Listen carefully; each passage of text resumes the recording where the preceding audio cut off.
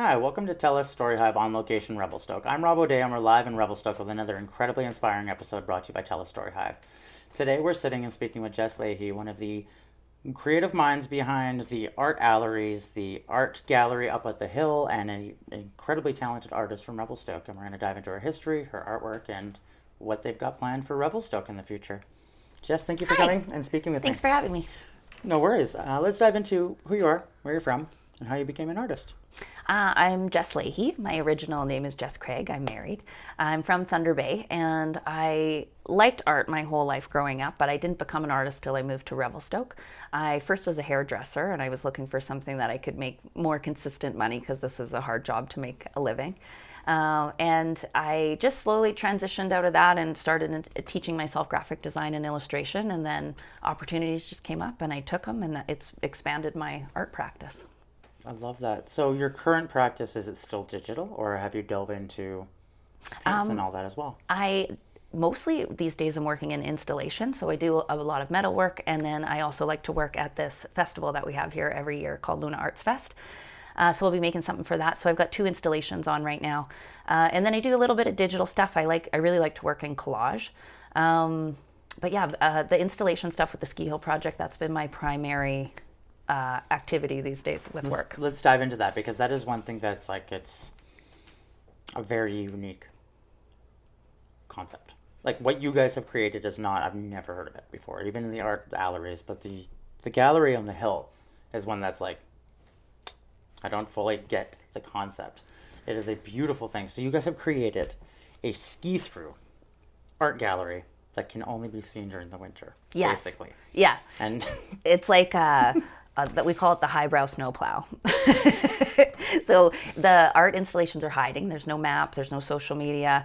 It's all word of mouth, which we started as a social experiment. So we wanted people to talk to each other and to start communicating with where these pieces could be. And that is to build community. So we live in a really hyper tourism town, and in a lot of other places, there's a chip on the shoulder of the locals that is like, oh, we have to share our space. But I think we can steward more responsible tourism if we include people. So if we include them in our personal jokes, if we include them in our society, if we include them in our chairlift conversations of like, hey, have you guys checked this out? And we start to become stewards of their trip, and then they're going to take care of our place. That's our original thought with this.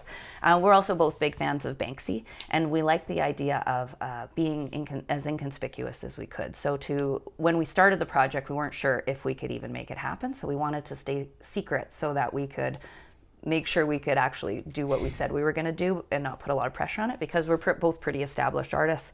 We wanted to just make sure we had some space for failure, which is everybody should work a little space in for failure. that's incredible. And still like an absolutely mind-blowing concept of how it became to be, and at a ski resort, because that's not like, art is not, like Rob said in the previous interview, art's not something that you are looking for when you're at a ski hill. Yeah. Most people are there for food, drink, and ride down the hill, and then go to the hotel. But to be able to ride down the hill, and then all of a sudden you see this installation, and you're like, wait, what is this? And you stop, and you gotta like unstrap your boots, and you like take your board off, and you're wandering over it to go look at it, and I'm like, that is genius. There's something genius there that is sitting in, like you guys have created this mind-blowing concept.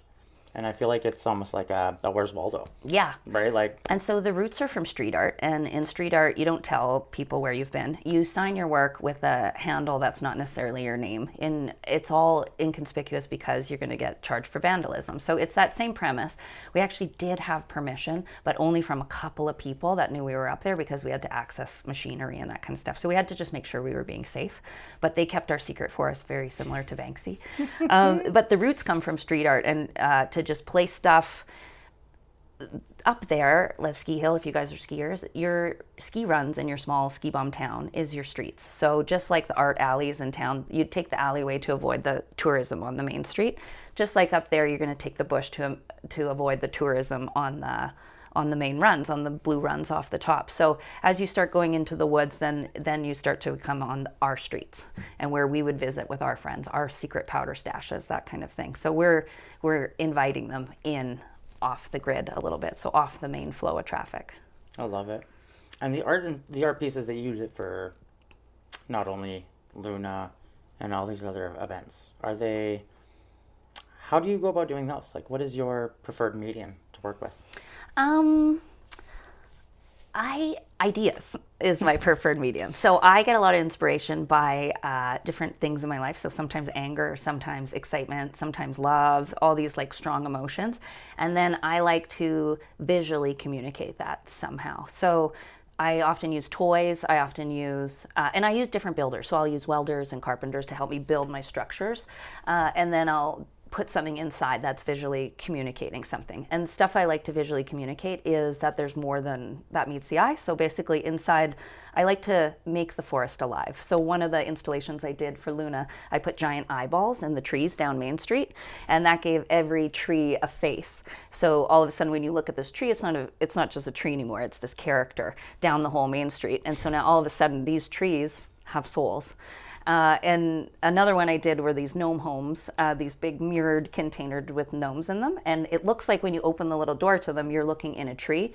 And when you look in that tree, there is a lot of stuff that a human can't see. There's little ecosystems, there's bugs, there's rodents, there's birds, there's all these things living in the tree. But as soon as humans, you give them that little personal touch of humanity, now all of a sudden we really care about that tree because there's all these little gnomes that live in there. We didn't care about it as much when it was the birds and the bugs and the worms, but now all of a sudden it has this human identity and now you have feelings for it. So I like that shift of perspective in the woods. So this was very suiting for me to be up there where I actually am not very connected with a concrete cityscape, but I'm very connected with the woods. So that was a better spot for me up at the ski hill. The ski hill too, this all started because I had just been through I'm a big skier. I'd been through a couple avalanche incidents in the backcountry and I was really scared. So I was trying to find my feet again in a place I felt really safe at the ski hill. And I have a tendency, if I get bored, to get busy, and sometimes I get in trouble. And so, but now as I'm getting a little older and I have mentorship like Robb, he basically was like, I went to him and I was like, I want to start putting stuff in the woods up at the ski hill. I've put a couple rogue things with my friends, some signs, little things. And I'm like, do you think we could get this sanctioned and do like another art galleries up here? And he was like, well, let's try. And we brought it to the resort and they were like, yes, but we had to pay for it ourselves. So then we took on a couple more team members and we started turning it into a nonprofit. And the nonprofit really shaped the whole thing. So the nonprofit wants you to use certain things like lots of people, and we didn't really have an identity. So we were able to just fit into this. So we wanted to use lots of artists. We wanted to be multicultural. We wanted to be environmentally conscious. We wanted to do all these things and it just fit us in. So we built our identity. We're flying the airplane we're building the airplane while we're flying it, for sure. Love it. And I think that you're going to have to, Totally. realistically, because you're creating something that's not been done. Yeah. And that's the trickiness of it, is how to navigate it, and the fact that you had the ski hill willing to allow it is a massive thing. And I think Robb and I are the perfect duo for this. So his years of public art for Parks Canada, like there's nothing more regimented than the federal government. Like they're on you, and it's got to be able to be safe enough for tons of people.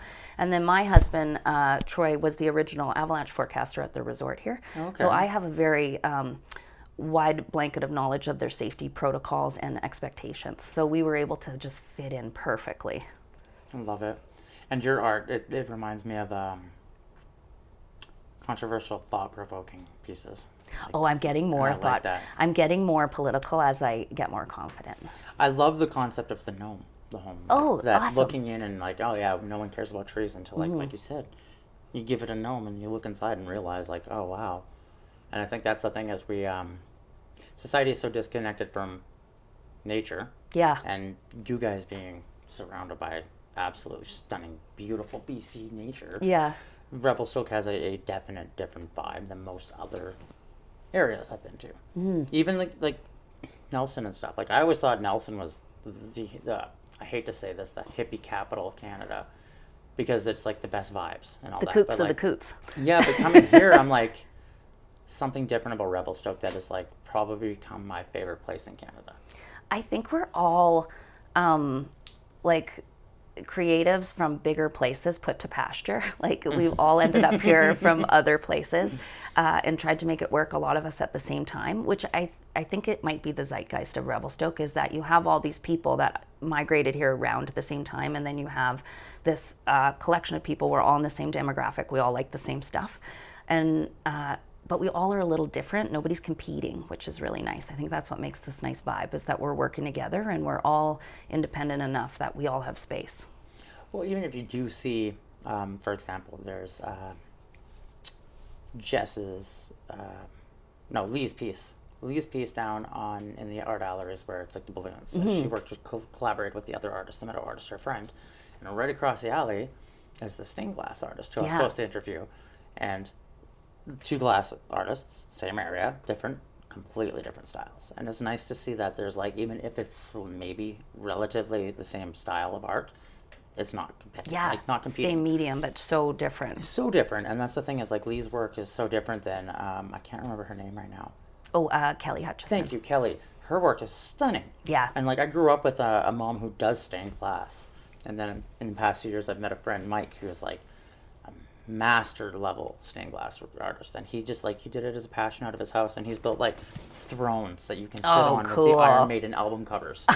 like every album. And it's like, they're heavy and solid. And like in this year, they're like, oh, okay, well, the local record store is like, hey, we'll bring it in and we'll let people take photos with you. And they'll tag you in their social posts. So like him getting out there for that 2 seconds has allowed him to like have this entire community like blow up now, and his artwork is blowing up in Penticton.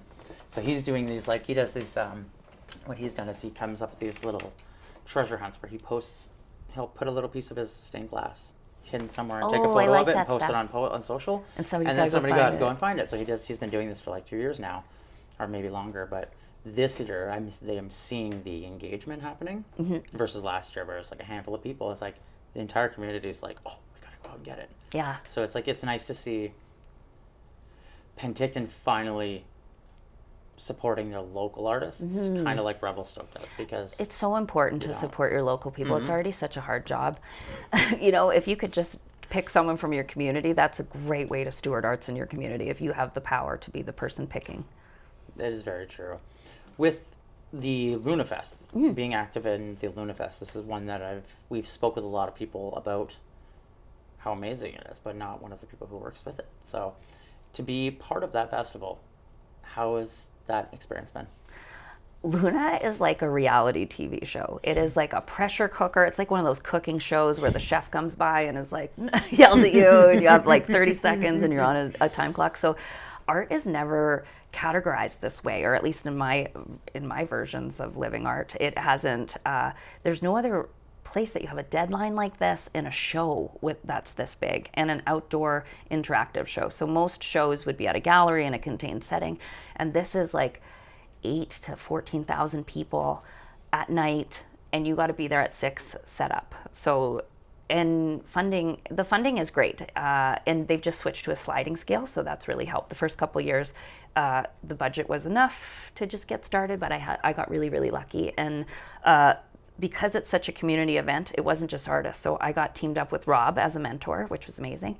And then a guy who owns a construction company. So we were able to build these really huge things that we would never be able to afford, because he was able to reabsorb a lot of the stuff like plywood and timber all the way back into his houses.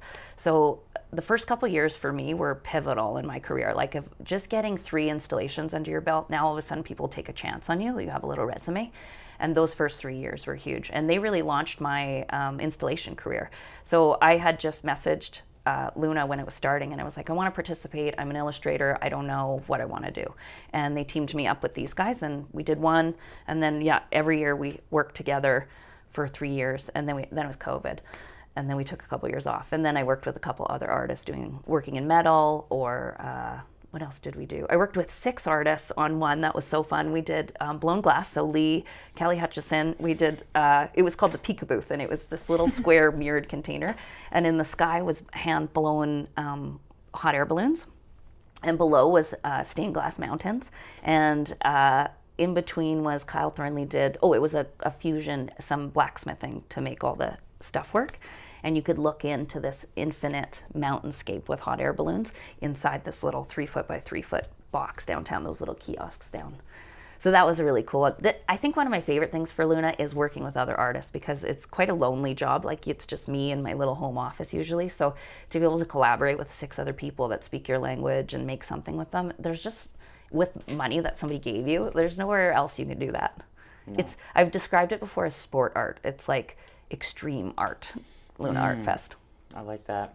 And Luna, I've been diving into researching Luna for the past few years as well, just out of COVID, because I was looking for festivals to apply for. Oh, cool. For music, because I didn't realize Luna didn't have music until recently.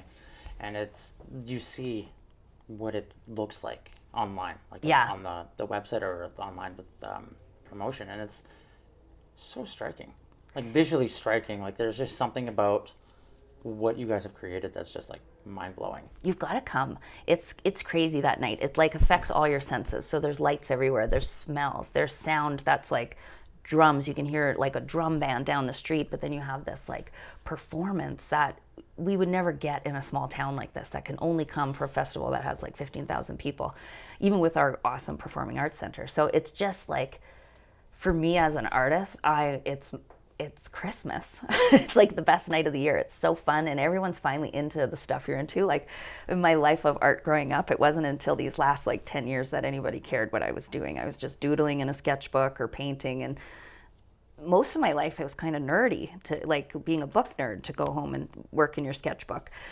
So it's cool now that it's cool. Like, it wasn't cool growing up. And I think that's where it's like kind of a testament to being in Revelstoke, like coming from a big region like Ontario, and it's like out east is very big. Yeah, there's lots there. Like we just spoke with Chris, and like he was so overstimulated. He moved here.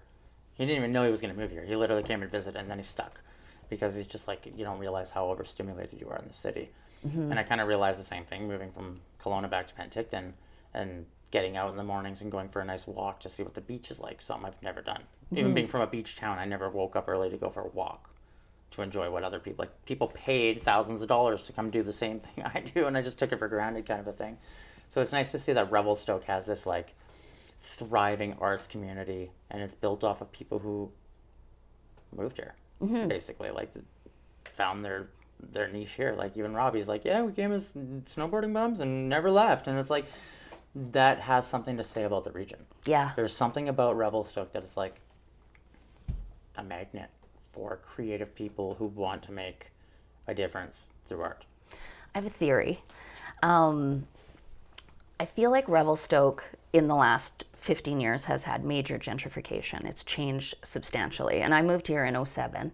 Rob was probably about 10 years before me. And the town was drastically different. And it's not that it wasn't cultural, it was definitely more rooted in physical activity. It still is, I would say. But the cultural stuff wasn't, we just didn't have access to it. So we had a very small little gallery. It was probably the same as everywhere else. And I think a lot of us, like these cities that you're talking about, and I think a lot of us just wanted to stay but didn't have the work that we needed. So we just had to do the work to make the climate we wanted and needed, and it's taken 15 years for us to get here. And it's guys like Rob that are out there every day lifting. I mean that metaphorically. And I wasn't privy to it until we started the Ski Hill project. And when I see how much behind the scenes work is to create these opportunities for people, and it's one thing to get a spot on the wall with art galleries or something, but it's a whole other thing to build this movement and keep it going. And it's sweat equity, and it's Rob, and it's myself, but just getting there, and it's people that own the galleries, and it's all of us together putting in a ton of our own time to make this place what it is. I love that, and I think that's kind of like what I was saying to Rob, and I say to a lot of people during the show is, we are the revolutionaries, the creatives. We are the ones who push revolution, whether it be like political revolution through like music festivals like Woodstock, or through artwork that like, make you think, or like Robert is taking photos that like you stop and you stare at and you're like, okay, like that strikes thought. There's something there that is like, it's our duty. It's in our, it's our duty as creatives to make change or invoke thought changing ideas, because otherwise we just become stagnant and no one ever gets anywhere. Yeah. And unfortunately, we're not the ones who are raised to do the 9 to 5s. Yeah. So we have to be able to take care of ourselves. I couldn't fit it if I tried. No, I have tried. Right? And that's the thing is like, for us to be able to feel comfortable in our own skin and create the magic that we do, or like inspire the next generation, you have to be able to be yourself. And if you're in an area that doesn't accept or push you to thrive to be who you are, I think is more, if like your region's not willing to allow you to be artistic and make mistakes or put in installations or try these events, then you're never going to understand if it really is going to happen. Yeah. Right? And that's where it's like coming from a town that's like, you guys are the winter tourism. And we come from a summer tourism. So we get like, our beaches are just packed all year round. And like you said, it's like, you're almost like, oh, they're in our space. But then now I'm starting to take that mental change and realize like, hey, these people are here appreciating what we have.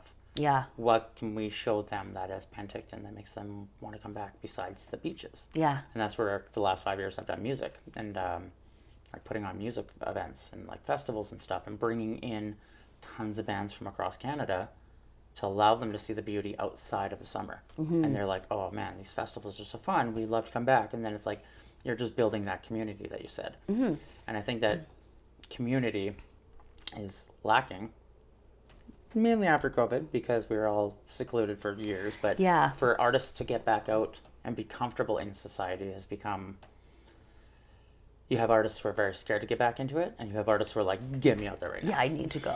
So it's like we're in a weird like transition state still with art, the art industry, and where it could go, because during COVID it was very digital. Everything was online. So now we're getting back to the physical mediums and being with people and present, and like what you guys are doing, where you're striking thought, not only at the art galleries where people are like, oh, I'm walking around and there's this gorgeous piece of art, and spend 5 minutes staring at it that I wouldn't have done if I wasn't here.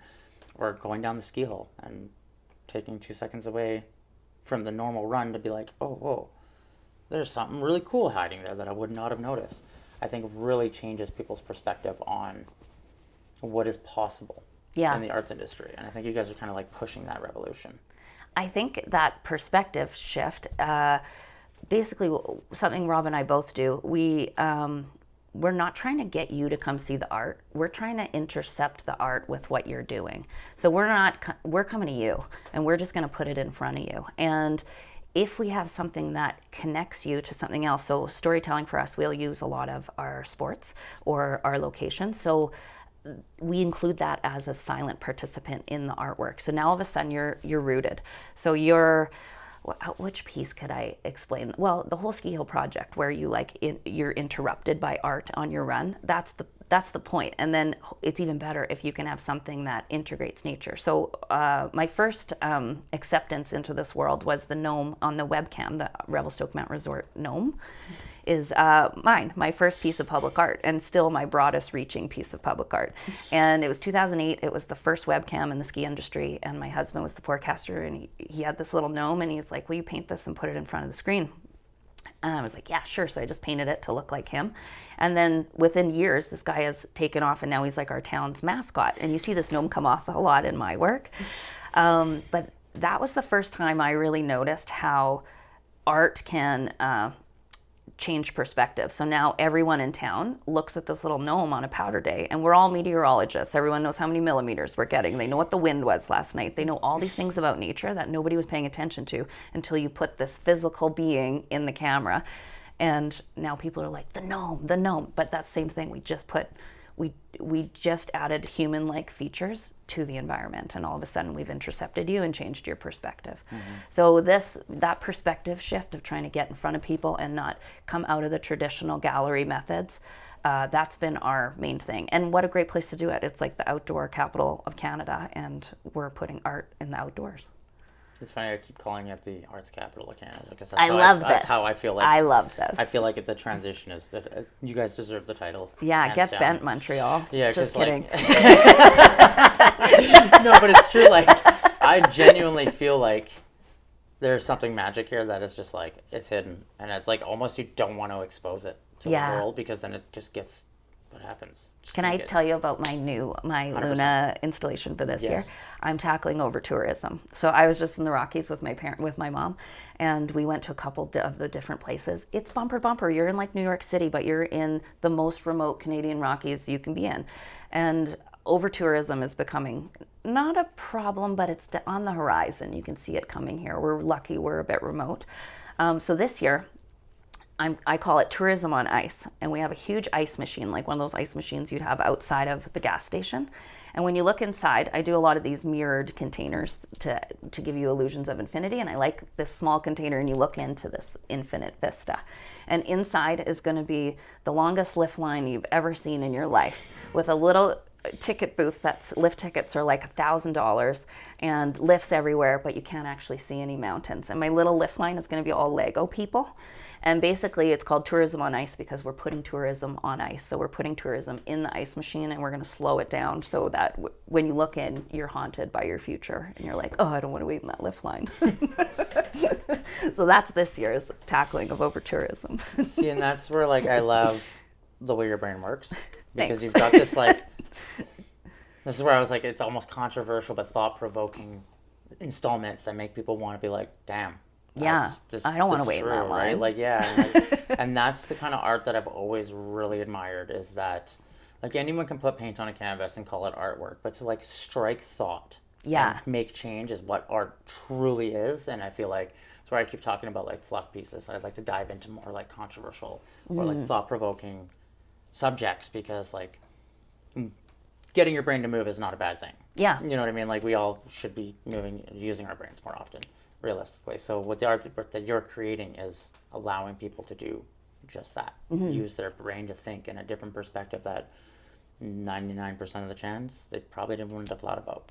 And I think this stuff is really contagious. Like I definitely find locals, actually this is a good example, like our kids in town, when they go skiing, they know the difference between a Matisse and Picasso, because we put these ski paintings, we put the Masterpiece Gallery is all famous masterpieces made with a ski twist. So all these pieces we made out of skis, and now a kid can tell the difference. And so people are into art just because of the stuff they've been seeing. They go to this festival every year. Kids have their birthday parties at it. I never got to go to an art festival when I was a kid for my birthday party. I lived in Thunder Bay. That didn't happen. Even the art gallery you couldn't go to. I didn't even know there were art festivals when I was a kid. We just had like the only thing that we had was Peach Fest and Elvis Fest. Like, okay, Elvis Fest has got to be artsy. It's terrible. I'll be honest. It's one of the only things I'm like, every time Elvis Fest comes, I leave, because I'm like, it's up to time. Is it like Elvis impersonators? Yeah. I'm coming to this. It sounds so funny. It's great, but it's also like, when you're seeing it for 27 years or whatever, it's kind of like, yeah, it's Elvis Fest. It's nothing magical anymore. But it brings in really unique people, and usually my favorite part that is tied with Elvis Festival is the car show.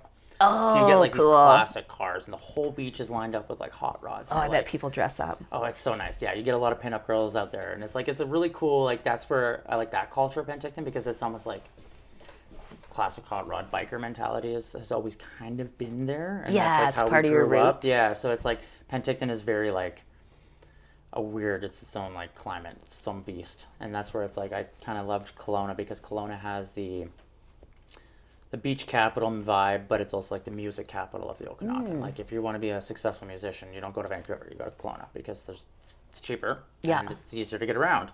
But the downfall of the Okanagan is like it's off the beaten track. It's not on the main highway, so it's like nobody really wants to go to Kelowna to tour, or Penticton. So we have this like really small niche market of music where bands are coming through here on tour because it's on the road. Yeah. Right. So it's like Penticton is a very unique place, and it's also like, Yeah, you're in the same boat where you kind of have to make your own industry. you have to do whatever you can. Yeah. Yeah, and that's where it's like we've thrown festivals, we've tried to like put shows on at venues, but like the lack of venues is like the biggest thing. So that's where it's like I love what you guys are doing, because you're able to create. You don't need a venue. You don't need a gallery. This is exactly it, because what do? We don't have a venue that you're going to see 4,000 people a day except there. So why not go there? And same thing. Why don't you play at the Peach Fest or Elvis Fest? Well, the thing is, Peach Fest it's very. Both of them are very like well established. Festivals at this point. Yeah. So it's like to get into them, you have to be somewhat prestigious as an artist, Yeah, okay. musician. So like Peach Fest, they have some really talented artists coming to play. But this year is the first year that they have this new festival coming to Penticton Culture Rhythm. And I'm like, I would love to go because it's got like Public Enemy. Oh, cool. Like you've got some of the best hip hop artists coming to Canada or out of North America coming to Penticton. So it's like that cultural change right there in the last 2 years alone is like, I'm excited to see what that brings. Yeah. Because of allowing a whole different demographic now into the industry of Penticton's art industry. Because Penticton's art industry is very like landscapes, peaches, watercolors, apples, watercolors, oil. you know what I mean? Like traditional. And that's where it's like, how do you steer away from that if that's what you guys have? And that's where I love what you're doing is like, yeah, Robb, for example, takes landscapes, but he does them in a different way. Or you have Haley, who takes landscapes and puts them in a completely different way. And then you see all the talented artists from here. And it's like, how do you ignore it at that point? Like, you can't ignore Revelstoke anymore. Like, the arts industry that is here is mind-blowing. The creative minds that are here, like yourself, who are creating these, like, completely revolutionary concepts. Art galleries. Never would I have thought of that. Like, I've always said, like, we should have graffiti artists in the back of alleys, right? Because they don't really have a spot to do it. But what you guys are doing is like, oh, that is almost like you said. It's almost like graffiti. You have to, like, guerrilla warfare your artwork to get it seen. And to me, that's very inspiring of what your community has done. While we're talking, I have an idea for you to get a stage spot at your festivals. You should rent one of those barge boats and get people from the water so you can't get tickets. Love it. That is so true. Yeah, just intercept from a different way. And when you're the first person to break rules, you don't get in very much trouble. The second person gets in a ton of trouble. I learned this from my dad. I love it. And I think that's where, like, the playful wittiness of you and Robb work really well together. Yeah. I can see your personalities sitting down with you guys, how you blend really well in your thoughts. Yeah. The way you guys both think. We're like peanut butter and jelly when we work together. We work really well together. I love it because what you're creating together is, like I said, it's going to last. And like, I can't wait to see what the art galleries, the one up the hill and what Luna turn into. Me too. Like, I'm very excited to see what happens to Revelstoke in the next 5-10 years. Me too, because we've been watching them evolve, and I think all of us are surprised Luna's still going. Like, when Luna started, it was such an obscure idea, and we've seen it work in city centers, but like a town of 8,000 compared to like a city of 1 million. We were like, could we make this work? And do we have the talent here to support a whole festival? I'm like, yeah, no problem. We can. So I'm really excited. Like, within the decade we've been doing this stuff, everything's changing so much. We even have some imitators. We're not that territorial over our stuff. There's no point. Everybody can do this. And the circle of inspiration is continuous and infinite. So whatever. But there has been a couple of people that have taken inspiration. We just really like when you call and are like, you inspired us. Can we do this at our ski hill? Can we do something else? There's been a couple people that have picked up a couple of our ideas and ran with it. Some people more gracefully than others. But that's it. Like, if you're a street artist, the thing you want to do first is tag that bigger artist thing and get in front. So that is the beast. But yeah, it's really affirming. The Ski Hill Project, we don't have feedback coming to us because we don't have websites and we don't have a map or anything. So the only time we get feedback is from individual people, which was the purpose, is to create communication. But at the same time, there's a lot of gaps with our vision. So I'm really excited to hear that you guys, even in Penticton, have heard of us and have seen stuff about us, and that's like huge for us because we actually don't have our finger on the pulse of what's being said. Well, that's where I'm like, I would love to be able to bring you and Robb to Apex. Oh, I would love to go to Apex. I've been there one time. It was so fun. They would love to have that. They'd be more than willing to have you guys do an art installation up there. I bet too. You guys must have amazing artists. Penticton has some incredible artists. Like I said, my buddy Scott Panoff, he takes upcycled metal that would go to the dump. Yeah. And he's kind of like Zuzana. He's like the Penticton Zuzana, where he does like this incredible metal sculptures that you're like, how did you do this? And he was just like a car fabricator, and he's like started making artwork and fell in love with it. And now he's started. Where would be amazing at Apex is that the skating trail. Yes. And just plop stuff down because it's a road. You could totally have metal art on there. Oh yeah, and that's the thing is like Apex is very friendly. Like I've always It was found so friendly. Yeah. There was like a bunch of old guys having coffee, like the 9 o'clock club. You could tell they're all retired. It was like Jerry and Paul and Dave. And they're all sitting there putting their boots on in the morning. I was like, I could retire here. Yeah. It is a very unique place. The only thing I find about Apex is it's because it's a smaller region for snowboarding. It's not really like a sought after hill unless you know about it. Like you guys have one of the most sought after hills in Western Canada. Yeah. And then they got Biggie in Kelowna, but like Revelstoke is the snowboard capital of BC. Like you can't really beat it. Yeah. So that's where you guys have that one benefit, as where we have like the beaches for the summer. But Penticton's still trying to build its art scene. Yeah. That's the downfall. It's very broken. It's got little sections and little sects of art industry, and you see it thrive mainly with Paul and Julie's Ignite the Arts, which I think you would be a perfect addition to. Oh, cool. So maybe getting your contact after for them. Yeah, that would be awesome. Because they post I want to say it's a 4-day festival. And it's not a music festival. It's not an art festival. It's a festival. I don't even know how to describe it. The entire town opens up. So they have like 30 venues. And they're interchanging all these pieces and acts. And like there's bands and performers and everything. Like I can't think of something that isn't at Ignite the Arts. And that's why Cool. it's called that. And so they were the former creators of Arts Walls. If you've ever heard of Arts Walls, it was, I think they're on their 26th year now or something like that. And they're in Walls, BC. Okay. So it's a small little community that opens up its doors. Every venue, the bar, the school, everything becomes a venue. Cool. And they have artists. And they took that concept and brought it down to the Okanagan. And it's kind of reminds me of Luna, but not like Luna is very unique. Mm-hmm. As where Ignite the Arts is like elaborate. Yeah. If that makes sense. Like you guys have it like you have what you want to be, and they're still trying to figure out like what key components work with the festival. Yeah. Because they're like 3 years in or now or something. But Oh, yeah, they're early. they're super early, but they just won Festival of the Year, like Gold Award for Festival of the Year in Penticton and things like that. So like because they had done Arts Walls for so long, they understand what things worked there and what things don't work. So it's just kind of like picking and choosing what works for the Okanagan. But they bring in tons of artists from everywhere, and I think that getting you guys, like mainly you and Rob, to speak with Julie and Paul, because you're both like the creative minds behind the art scenes in the regions. Yeah, that would be cool.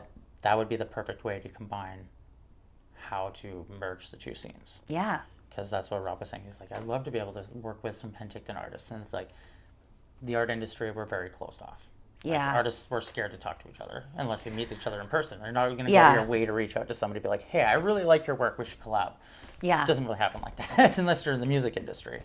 No, it is like that. I don't know why it's like that. It's just, I think because creatives are very, Well, I guess you have to be a bit territorial. Like you have to protect your ideas.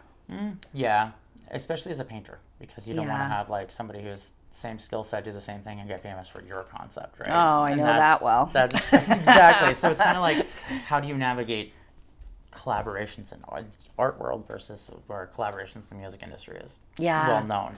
So that's where it's like when you said that like you guys collab to create these beautiful things, I'm like, that's inspiring in itself. Even the fact that you guys, doesn't matter what you're making, the fact that you have artists collaborating Yeah, is we a are really beautiful lucky. thing. Like We are so lucky. Revelstoke is mind blowing to me. Like there's friends that I'm like, I want to go home and tell them to move here because they would do better here. Like my Yeah. friend Brent, I feel like Brent would thrive here. My buddy, he does this, but he's coined chaos art, and he's just such a beautiful soul, and his artwork is like, it deserves more, but it's just like the Okanagan is not going to give him that. And I hate it because I'm like, you're so talented at what you do. So it's like And it feels so backwards because it's the bigger center. It should be providing more, being the bigger center, but it's not always. I think it's just because it's not known as an art region. Like it has artists, but it's more like the wine culture, it's the tourism. That's Yeah. where like you guys have created in the last 15 years the arts culture here, where it's actually like known for an arts culture. We're still trying to navigate those waters down there. And that's where it's kind of like inspiring to watch what you guys have done, because not to take the concepts, but to be like, hey, Just be inspired by. look at what Revelstoke's doing. Yeah. You guys can do this. You know, too, I think this comes from a lot of us feeling like outsiders. So when we came, we had a very similar scene. Like, oh, I might get in trouble for this, but there were certain boards that I had a couple girlfriends called owls, and it's just filled with old white ladies, is the owls. And if it's not traditional, it's not going to fly. So if it's not watercolor, if it's not oil, if it's not on a canvas, in a frame, squished into this really done medium, nothing was going to take off. So it was very hard for a creative to stretch their legs in any sort of direction when it started. And a lot of us independently found each other and was like, I just want to do this, and I just want to do this, and stuff like I was just putting stuff up in the bush up at the ski hill, and that's where we started moving ideas. But those ladies were not going to give me any money to put stuff up in the bush. So we had to make our own community, and I think that's how a lot of us in these rogue mediums found each other, and the festival brought us together. The festival is what really, and Robb was on the board, and there was a bunch of other people in the arts. So our Arts Revelstoke director, there was a woman from Halifax that used to work at Nocturne, which is a similar thing. So those people, and Robb's a really good blender of communities. So he's friends with lots of different circles, and he can be like, so for me, I use this carpenter all the time, Callum. I would have never met him through my worlds if Robb wasn't like, if you need a carpenter, go start talking to this guy, or go start talking to this guy. And now it's a guy I collaborate with all the time. And it's just having somebody match make the right way. But also, you're so much more open after you've been lonely for a long time. So if you are an artist in one of those situations where you're like, I don't have a community and I can't find my stuff, be the change you want to be. Be the person that's out there being like, do you want to collaborate? Do you want to do a show with me? Do you want to hang out and talk through my idea, and then we can talk through your idea? Like, Robb's going to come back later. We're going to go pick a spot for my Luna installation this year. And he's not on my team. We're just buddies, and we want to talk ideas with somebody that speaks your language. So you might just have to make your own community if you're in a town that doesn't have these alliances. I love it. And Luna, you guys have added music too recently. Yeah. Yeah, we have a music, what is it, Luna Sound the first night. Is it this year? Is the first time, or did you start last year with that? It started after COVID, because I think if we make it a weekend long, everything, I'm learning so much now that I have a thing that we apply for grants. So grants have these little stipulations everywhere. So a 3-day festival is going to get a lot more funding than a 2-day or a 1-night festival. So we started this, the Luna Sound, and it's really edgy. Like, nothing is normal. There's no like, I've only been to one, because usually the day before Luna is like the busiest day of my year. I'm like so stressed out. And so I've only been to one Luna Sound, and it was really fun. There was like a rock and roll band at a church. There was a flamenco dancer at the movie theater. There was this drum troupe downtown, and like all these different venues that you run around to, all obscure music, soundscapes. There was a hip hop stage. Like, it was, I'm not as into music as I am into the visual stuff, but I was like mind blown. I just didn't know what anything was. I had no expectations, so I was really open to all these new experiences, and it was really cool. And most of these are Canadian acts. Have you ever worked with a musician on one of your installations? No, but I would like to. Hey, maybe we could do something. So we want to do something up at the ski hill with sound that you like hit with your extremities, and maybe we could like dial in drum cymbals or make wind chimes or something that the viewer can activate with their ski equipment. That'd be cool. Because what you just said reminded me of what my buddy Aaron Goodwin made. And I had brought this up earlier this week with somebody else about, he made this thing called Circle of Stones. And you can find it on YouTube now, I'm pretty sure, but he's such a unique character. If you ever see this, buddy, it's still to this day one of my favorite things you've ever done. But it's nice. This story of this guy who goes through being completely fine mentally to losing his brain, like losing his sanity. And you follow the progress through these stories and the chapters. And he's got the story that's read, as he's got like some ambient music being played by musicians. So he does this live. It's a live experience. So you've got him on stage. Somebody's reading. I think he's had Shane Koizan read it before, because Shane's from Penticton. So we grew up watching Shane Koizan do his poetry. Mind blowing, because he's like one of the craziest people out of Canada. But I'm pretty sure Shane at one point would have read it.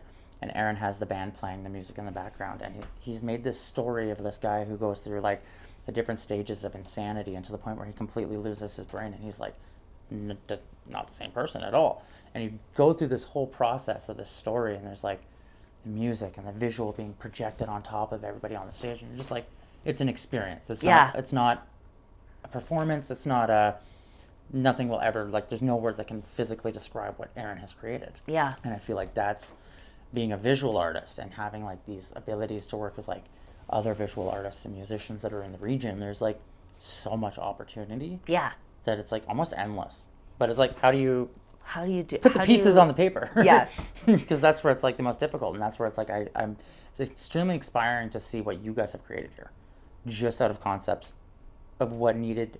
We need this. We're gonna do it, and then you did it. And sometimes people are the idea people, and then sometimes people are the builder people, and they find each other. So for myself, I don't have the hard skills to weld or to do carpentry or math or any of those things, but I'm really good at organization and planning events, and I'm really good at conceptualizing. So I can put these pieces together and organize my event and build this thing with contractors and that kind of thing. And that doesn't necessarily take away from it being my piece. It's still my concept, but I've collaborated with someone to build it. And I think maybe somebody just has to be the driver. And so in my world, I'm usually the driver, and then I pull in my contractors with me and we collaborate. And Robb's the driver. And I think that's important as an artist, to be the person. If you have an idea, you got to see it to the end, and it only takes other artists a few times through the cycle with you to see what you're doing and then be able to do their own. So like Lee's been doing installations for years on her own with different people, and when we started doing them here, sorry, I lost my train of thought. Sorry. It sounds like you're like me, you're a creative genius, and probably same with ADHD. We lose our brain thought capacity all the time. That. Yeah. No, but I think you talked about exactly what Leah had said. She was working with an artist out of Ingramere.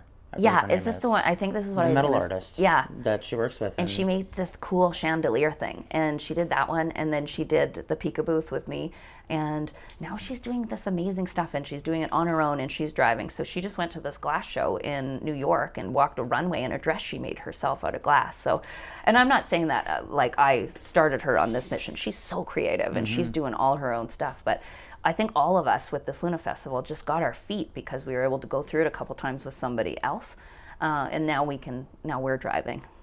I love it. We recently got to speak with I'm trying to remember who it was, somebody out of Penticton, and he has these like, it's one of our Indigenous artists we did. He does these beautiful story poles. Les Lewis. And he does these like beautiful story poles that he's collaborated with another artist that we interviewed. So like Clint did the metal for it, and he did the story pole, and together they made these beautiful Indigenous pieces of artwork. And it's like, that collaboration is more valuable than just two people making separate pieces of artwork. And that's why I like what is going on here, is there's like this huge collaborative effort through every art person, like not just one, like everybody knows each other and is like, I'll work with you, or I'll inspire you, or like, hey, you should go over here and do this. And it's that family dynamic of artists is a very valuable thing you don't see anywhere else. It's truly so valuable when you're in it too. Like I'm an identical twin, and I have sometimes a hard time doing stuff by myself. So I love if I have this big scary thing, like a couple years ago, me and Bambi, Turbo Bambi, I don't know if you've met her in your journey. No, we haven't, but her work is incredible. We want to speak with her next year if we get it. She's so cool, and her ideas are so cool. And she's the same thing. She's out of the box, like when she got here, she was doing like, I just remember going to the gallery and they're like, I don't know how we're going to sell her stuff. I'm like, what do you mean? She's amazing. And it is like a piece of cheese with one eyeball and these flaming hands. And I was like, that's awesome. That's awesome. But I could see how the owls were like, no, no, that's not for us. But I wanted to go to Shambhala, and I was too scared to go by myself because I've never been to one of those big festivals. It was like, we had to go for 6 days to the farm and do this stuff. And I was like, I'm terrified. Like, I'm so scared to go do this by myself. And I called her and I was like, will you come with me? And she's like, sure. She made it way longer than me. I got heat stroke. I went home in 3 days. She made it 10 days. She went to the festival. She had the best time ever. But having these friendships are so important. Like, I might have been too scared to go do that without her. And a bunch of this stuff, like I would be nowhere without Robb. Like, he's helped me so much. So I'm so grateful for my relationships and my friendships. And it's beyond just collaborating. Like, they're my close friends and family now. Up and to this point with your career and becoming an artist, what has been the hardest hurdle for you to overcome? Finances.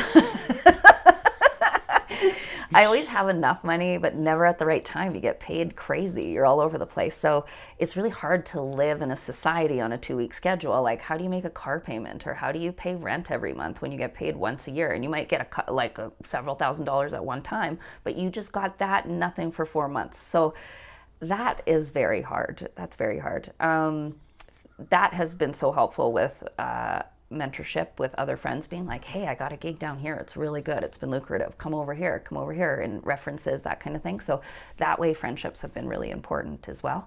Also, when you're getting started, the people who hire you the most is your friends and family. So my first few commissions were my mom and my aunt and, family friends. And that is not to be poo-pooed. That is like your hardest time in your career. And these people are supporting you. And I'm really grateful for that too. Do you think that you'll ever, how do I say this, move to a different format that you can make your 9 to 5 off of while you're doing what you want to do?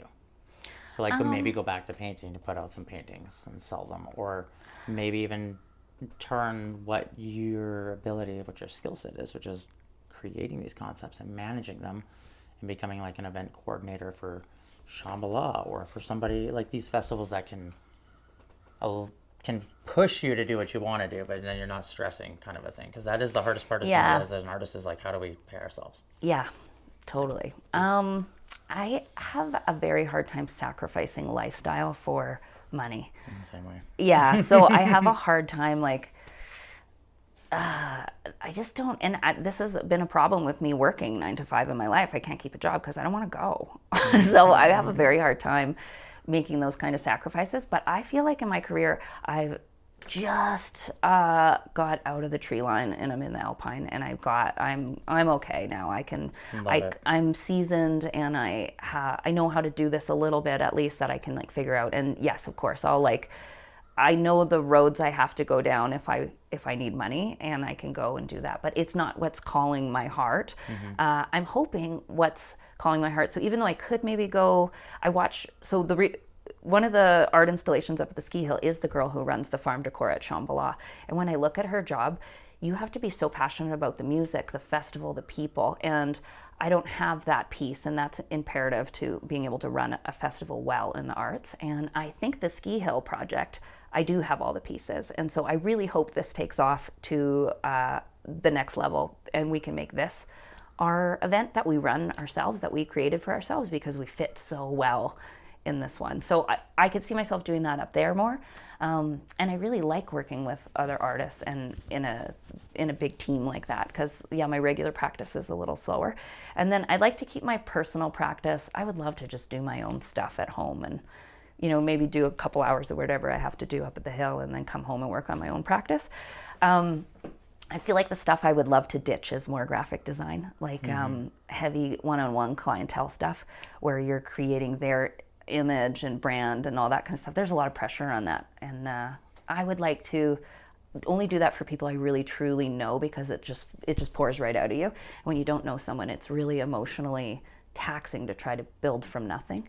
So I think that would be the part I would scrap, but it is good. It's good money. But AI is taking that over, so maybe I don't have to worry about it. That's another thing too, right? Like, we always talk about it. It's probably like the most talked about conversation in the show is actually like the respective medium dealing with AI. Mm-hmm. And luckily, like, unfortunately, you and I being graphic designers, have a terrible time with that, because right now it's like you can literally just type in a prompt and a logo is made for you. Yeah.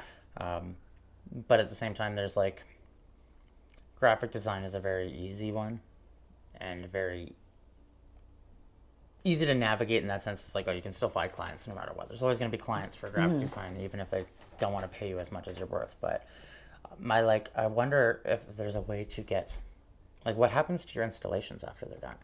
They just die. Is there a way to get them to move? That was one of the catalysts of the Ski Hill project. So we were like, maybe this could be a place to permanently house some of our installations from Luna.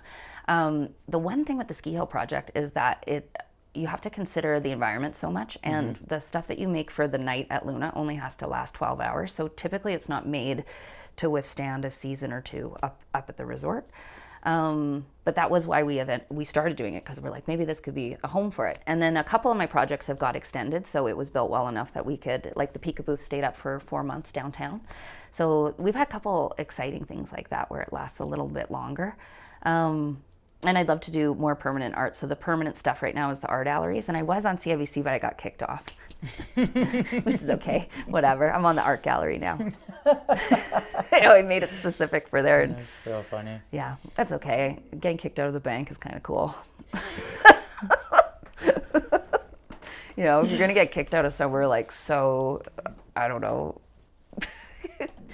conservative. Yeah. That's the corporate, place. Yeah. Yeah. It's so true.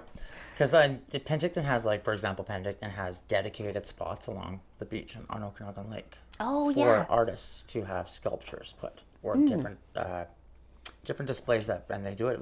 I think they lease them for just the summer, or is it the like year? a sculpture walk. Yeah, so Cool. so you walk down the beach and it changes every year. They just changed them out, and I'm really I'll be honest, I'm really disappointed with the roundabout one, because I'm like, there could be so much more talented work that was put there, but they put like a giant heart.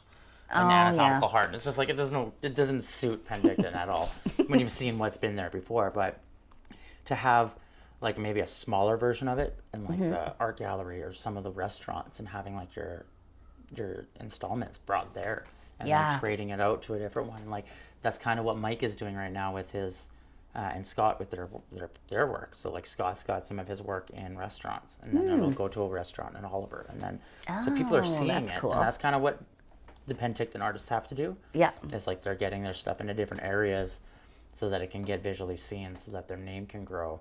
As where you guys get to build these festivals where people see your art because they're coming to the festival. So it's kind of like learning both directions is a very valuable thing. But I think what you guys have is more logical, because you're not having to chase it. You know, you're just building it, and people are coming to you as it expands and gets bigger and bigger.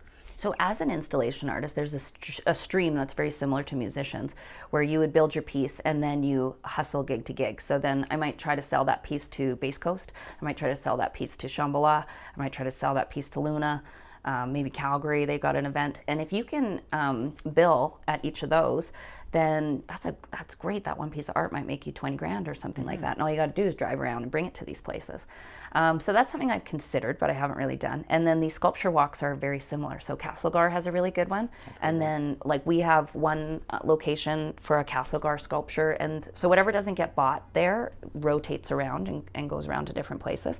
And that was another one of because it's a festival we follow here in Castlegar, it was something that we follow. We're like, maybe this sculpture walk idea where we could piece together these different sculptures from different artists. That's a little bit, again, another piece of where the Ski Hill project came from. I love it. If you could give any advice to an aspiring artist, installment artist, or potential festival creator, because that's what I'm going to classify you as, what advice would you give them to start their career? Mentorship, I think, is huge. So having somebody that's been through different things that you like before and meeting them and asking lots of questions. Patience as well. It takes a really long time for an idea to take roots. Like that little gnome I made took 4 years for it to really take off. And our Ski Hill project, we're on our 4th year. And Luna, we're on our 10th year. And all of these things just take time. So just appreciate the journey and just feel lucky for every little step you get and every time somebody believes in you. It's just like every day I can't believe someone's going to give me money to do something like this or work with me or believes in me enough to do something like this. So just appreciate, and your community is going to take, this is a good saying for this. If you want to go fast, go alone. If you want to go far, go together. I love it.